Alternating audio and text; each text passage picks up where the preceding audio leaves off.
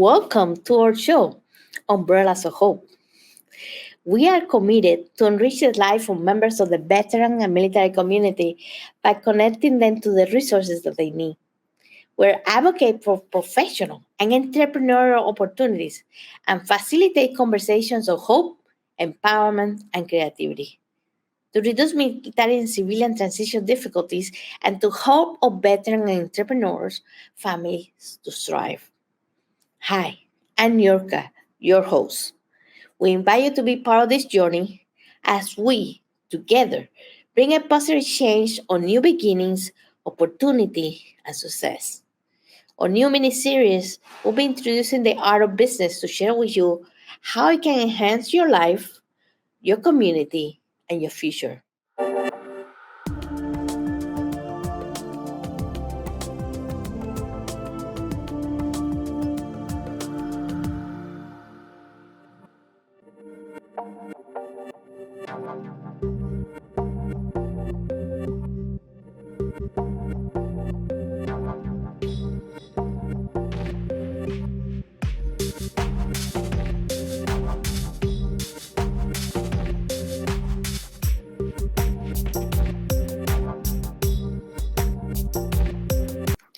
Please welcome Dr. Robert Garcia, the War Strategist. He's a coach and the owner of Chief Magazine. He will be talking to you about how to make your art and your business visible. Stay tuned.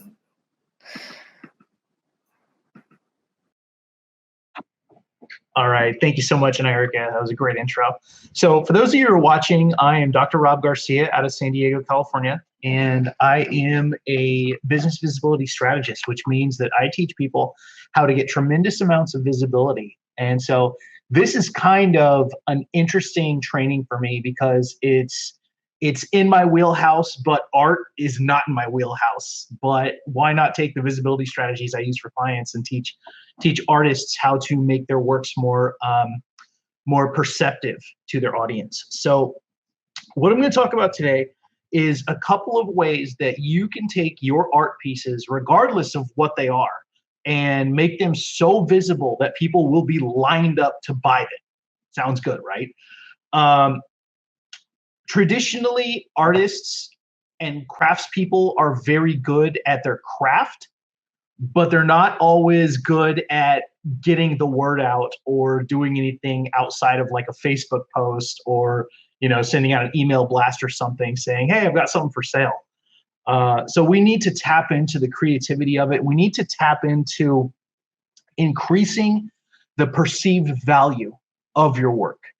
And so understand that the advertising and marketing is just as important as the beauty and value of the piece itself.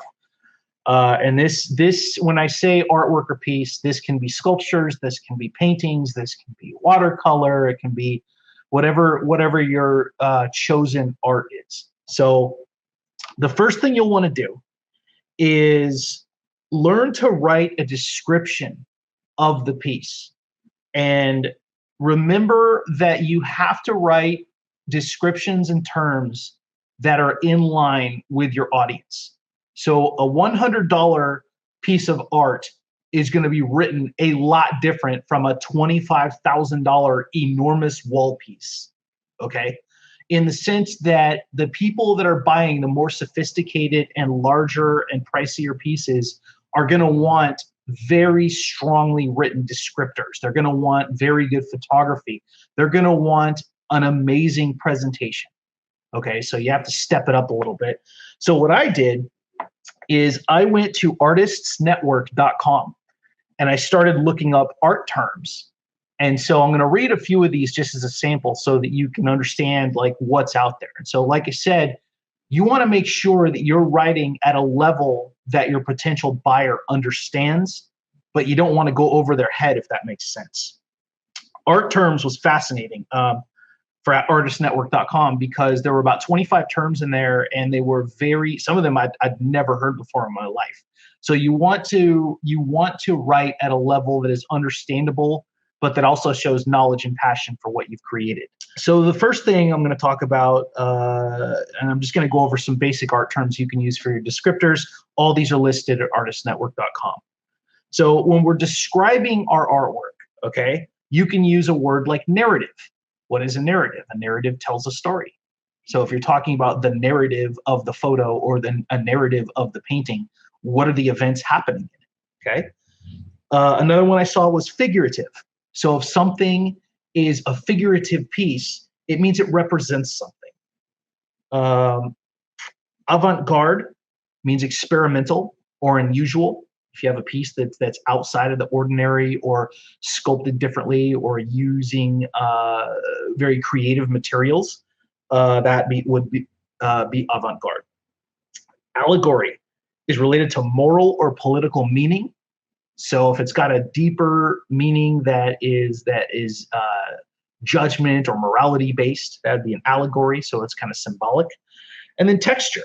For example, for a paint piece, does the paint seep into the surface or does it build on it, or are there unusual materials required? So all of these specified terms are going to increase the power of the description, and it's going to make the art stand out because it's captured very, very well versus something that's very simplistic. You don't want something that just says, oh, I used a lot of blue and reds and I painted this on 18 by 11 canvas. You know, that's not very inspiring. It's not creating value for the potential buyer. Okay, so that's the first thing I'm going to tell you is to learn to write a description using these terms, using specialized terms. You're going to want to talk about the themes that are captured by the piece, whether it's sculpture or painting. You're going to want to talk about the creation process, materials and accessories that went into it. So you can break down the materials used, the type of paints or the type of clay, if it's a sculpture, the type of canvas. Is it a specific kind of wood? Is it an outwardly framed piece? Like what kind of wood went into the outward frame? Is the frame carved? Does it have ornate etchings? All of these things are a part of the description for the actual physicality of the piece. And then you can also say, oh, there are similarities in this to Escher or to Thomas Kinkade or any famous artist that, you know, this painting is inspired by or has many similarities seen in the works of, you know, whoever, Rembrandt or any of the classical painters. Similarities are very good for written descriptions. Okay, the next thing to do to increase the value and the potential for your sale is the actual physical presentation of the piece. Now understand the use of light, shadow, the background, and color. Very important for presentation. And so when you're taking photographs of your piece that you're going to list, if you're going to list it online, start looking at ways, and you can go on Pinterest for this or do a Google search, but start looking at interesting, creative ways to make a presentation for your feature that emphasizes the use of light, the use of color, the use of strategic shadow. All these things are important for a visually stunning display. With that, photographs. So when you're documenting your art piece for sale, you're going to want to make sure that you have high resolution photos. So make sure you have a good camera and the settings are optimized for the light. And you have multiple angles for the piece. You're going to want some overhead. You're going to want some diagonal. You're going to want some straight on side with the wall in the back or whatever's in the background. Photographs, very important, because the higher resolution of your photographs, the more perceived value it's going to have. You show me anything that's photographed poorly, and it's going to look bad in the eyes of the buyer. Always. Photography is everything. So now we have our presentation. We've written the description of the art piece, right? We've taken all these photographs and it looks amazing. What do we do with it? How do we find a buyer? So in order to get this thing visible, this is where we step into my wheelhouse. We can list it on several sites. And once a piece, you can actually do a build up to the release of a piece and to get people on board following its journey, right? So let's say it's 7 days before you're going to have the actual sale. And you also have to decide, is it going to be just a straight up first person that buys it, or are you going to have an auction? Auctions are a great way to get people competing for something they really, really love. So that's something to think about as well. Um, but I would actually do preview photos, and about 7 days before, start creating a buzz, start collecting names, start dropping a photo or two, and saying, "Hey guys, this is going on sale in 7 days. Who would like to be tagged or when it goes live for a listing?" And then write down those names and then tag those people when you start putting this thing out there. Okay. So the 4 places that I would put an art piece for sale would be artsy.com, because they have an auction option, but they also have access to thousands of people globally, and they've got a lot of tutorials for selling art. It's a great site. Amazon, Facebook sell anything groups, and then your Facebook stories, believe it or not. Why? Because they're very visually oriented, and you'll get a lot of eyes on whatever it is that you're selling. Facebook stories get a lot of engagement, particularly if you're using bright colors, strong fonts, and just a dramatic message. Hey, my latest art piece for sale, sale start, message me for details. Boom. And then the last thing you can do once you've done these 4, I would actually start doing a series of Facebook Lives showing the art piece or holding it if you can. And that way, writing down more names as people are getting involved in it.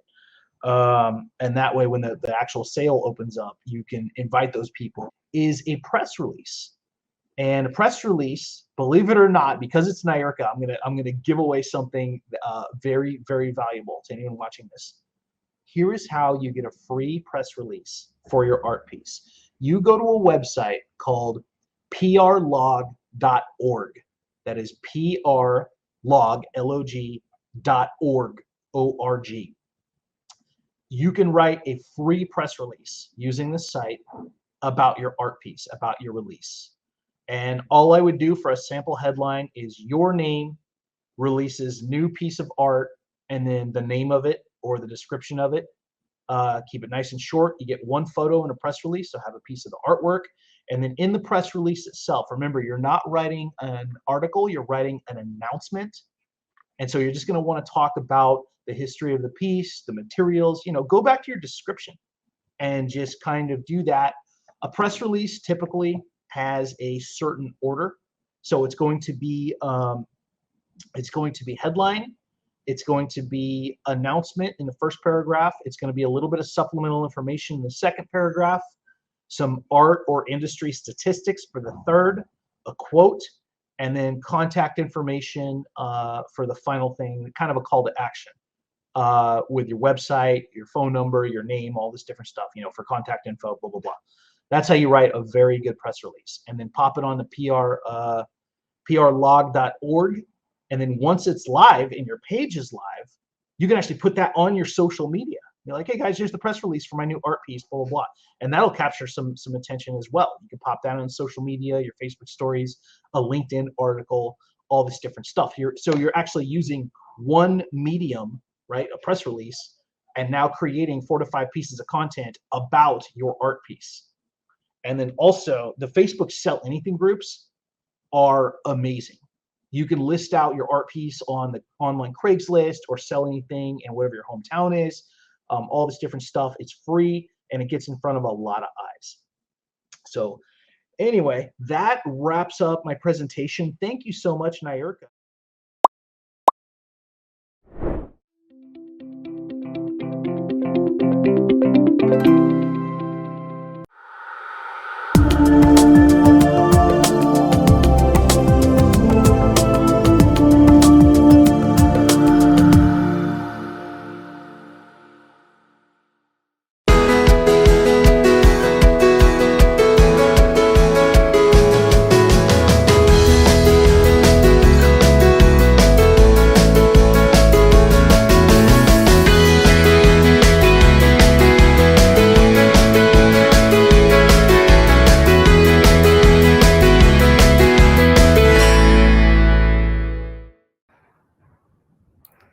Wow.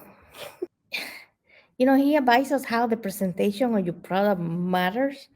And it's as important as you are, as your own product. Finding interesting ways and creative ways that emphasize the use of light and shadow to make it even more appealing, high resolution pictures that will increase the perceived value. So we actually get paid more for our work. Why should you? Make sure you pay attention to those little details. It gave you a great resource where you can submit your free press release and make an announcement. Invite people to come over to your opening to see it and they can, buy from you. Share with us in social media, umbrellas, hashtag umbrellas of hope. So, or submit by email at artcontest@amoreumbrella.com. A selfie of you showing us your art and tag Amore Umbrella. But listen, tell us the story of why you created your art. Use descriptive words. So remember, a selfie of you with your art or your product and tell us why you created a product. What inspired you? What's the story behind? And use descriptive words. He gave you a couple resources where you can find those descriptive words for your art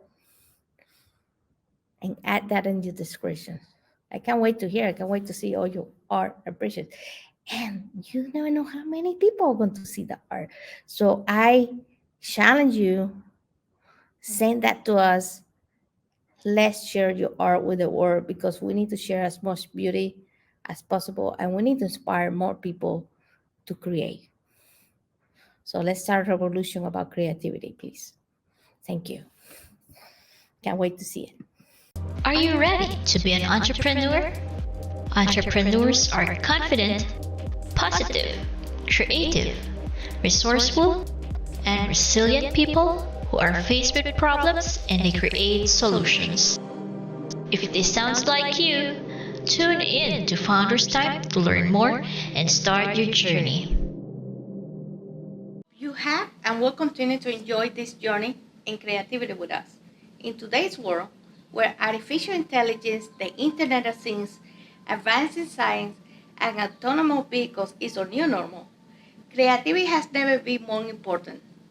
This new mini-series of Umbrellas of Hope was created in order to inspire you and empower you by giving you the creative confidence to redesign the world around you, to create new solutions that are invaluable for today's society, powered by your vision, your own unique talents, and limited only by your imagination. Our world, our society, our future needs you.